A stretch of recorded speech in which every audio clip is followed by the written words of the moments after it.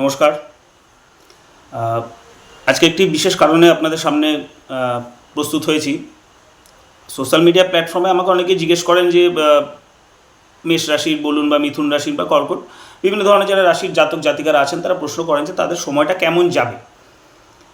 মানে এই 2025 সালের যে কটা মাস বাকি আছে ডিসেম্বর পর্যন্ত, এর মধ্যে কী কী ঘটনা ঘটতে পারে বা তাদের কী কী করা উচিত, কোন দিক থেকে সাবধান থাকা উচিত। তো এই বিষয়ে আপনাদেরকে আমি বলবো। মেষ রাশি থেকে শুরু করে মীন রাশি পর্যন্ত 12টা রাশি যে আমাদের আছে তাদের বর্তমান পরিস্থিতি কী, তাদের কি করা উচিত, সব বলবো, সংক্ষেপে বলবো, কারণ বিস্তারিত বলা সম্ভব নয়। এবং আপনাদের কাছে এটা আমি আগেই বলে রাখছি যে আমি যে প্রেডিকশানটা আপনাদের দিচ্ছি সেটা একটা অ্যাভারেজ প্রেডিকশান, এবং এটার অ্যাকুরেসি রেট 72 থেকে 75% হবে। 100% কোনোদিন সম্ভব নয়, কারণ প্রত্যেক রাশির যদি আপনাদের মিল থাকে, কিন্তু আপনাদের লগ্নভিত্তিক আপনাদের আলাদা আছে, আপনাদের নক্ষত্র আলাদা আছে, সুতরাং আলাদা আলাদা লগ্নভিত্তিও কিন্তু ফল এদিক ওদিক হতে পারে। তা আমি যে প্রেডিকশানগুলো দিচ্ছি সেটা একটা অ্যাভারেজ প্রেডিকশান। তো ভিডিওটা শেষ পর্যন্ত দেখবেন অবশ্যই। তো প্রথমে বলবো মেষ রাশি। মেষ রাশি বর্তমানে এখন 7.5 প্রথম পর্ব চলছে। আপনারা সকলেই জানেন, সবে শুরু হয়েছে। বিগত 2.5-3 মাসই কাটিয়েছে মেষ রাশি যারা জাতক জাতিকা আছেন। তো সেই ক্ষেত্রে খুবই সাবধানতা থাকতে হবে। খারাপ চিন্তা, খারাপ কর্মের থেকে দূরে থাকুন।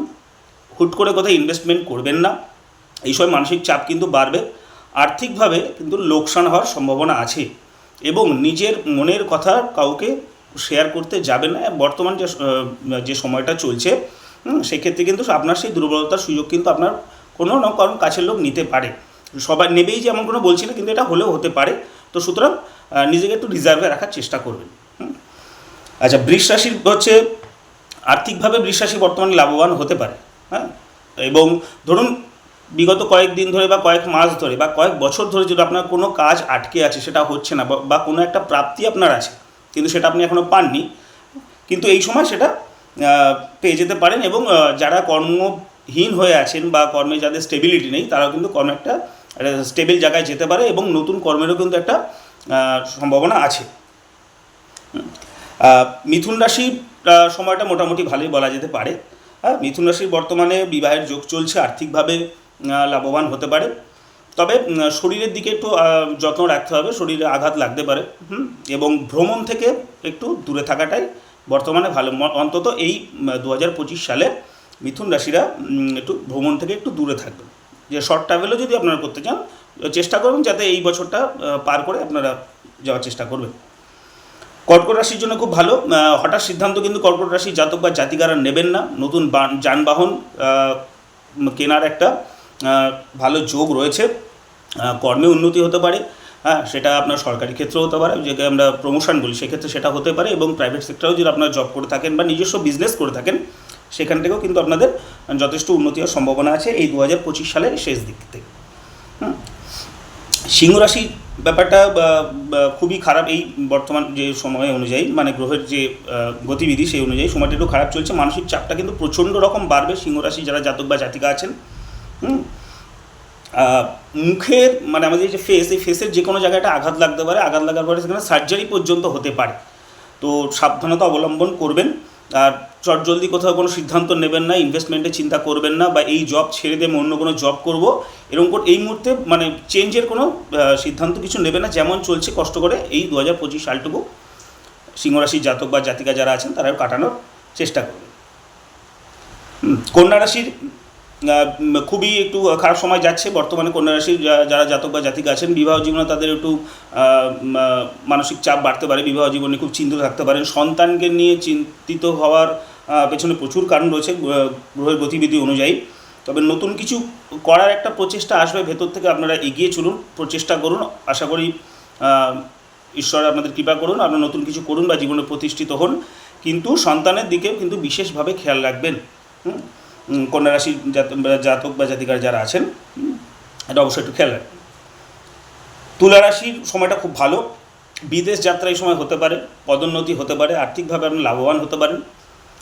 নতুন কোনো ব্যবসায় আপনি যোগদান করতে পারেন বা ইনভেস্টমেন্ট করতে পারেন, সেখান থেকে আপনি আর্থিকভাবে লাভবান হতে পারেন। নতুন জমি কেনার একটা সুবর্ণ সুযোগ আছে। অল ওভার বলা যেতে পারে যে তুলা রাশির যারা জাতক বা জাতিকা আছেন 2025 সালটা মোটামুটি ভালোই কাটবে। বৃশ্চিক রাশির যারা জাতক বা জাতিকা আছেন তারা সন্তানের দিকে বিশেষভাবে নজর রাখবেন।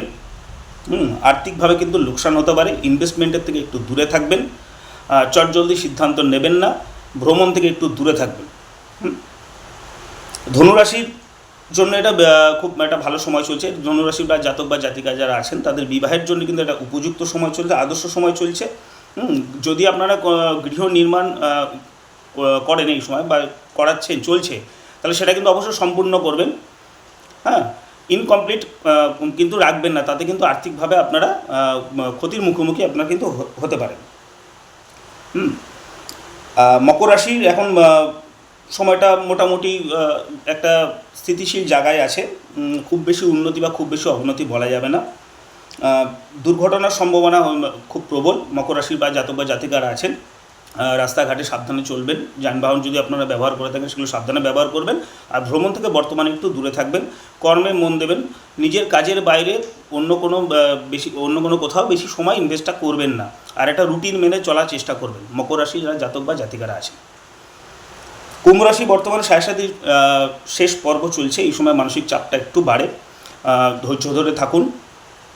2 বছর সামথিং বাকি আছে 7.5 বছরের মধ্যে, তো এই সময়টা একটু মানসিক চাপ বাড়বে, তবে নতুন কিছু করার একটা চেষ্টা আপনাদের মধ্যে থাকবে, এবং সাড়ে দশার যেটা শেষ পর্ব চলছে তার প্রভাবে কিন্তু আপনারা অনেক কিছু অ্যাচিভমেন্টও করতে পারেন। হয়তো একটু কষ্ট হচ্ছে, একটু ডিলে হচ্ছে, কিন্তু সবসময় মনে রাখবেন স্যাটার্ন মানে শনি এমন একটা গ্রহ, সে ডিলে করে কিন্তু ডিনাই করে না।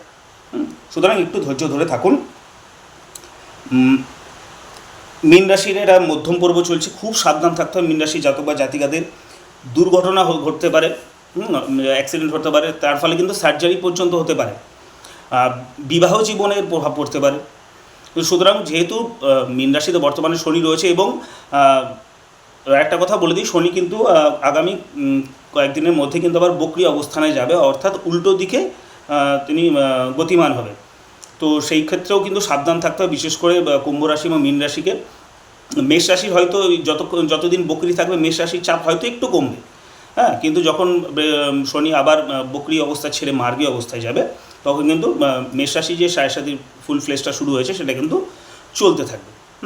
তো এই হয়েছে 2025 সালের বিভিন্ন রাশির যে কয়েকটা মাস বাকি আছে 2025 সালের। তো মেষ থেকে মীন রাশি কী কী হতে পারে, কী কী আপনাদের করা উচিত, কী কী করা উচিত না, সেই সমগ্র সংক্ষিপ্ত ভিডিও আমি করলাম। ভিডিওটি পছন্দ যদি হয় আপনারা লাইক করবেন, ফ্রেন্ড আর ফ্যামিলির সাথে শেয়ার করবেন, আর চ্যানেলটা অবশ্যই সাবস্ক্রাইব করবেন। ভালো থাকবেন। জয় শ্রী মহাকাল।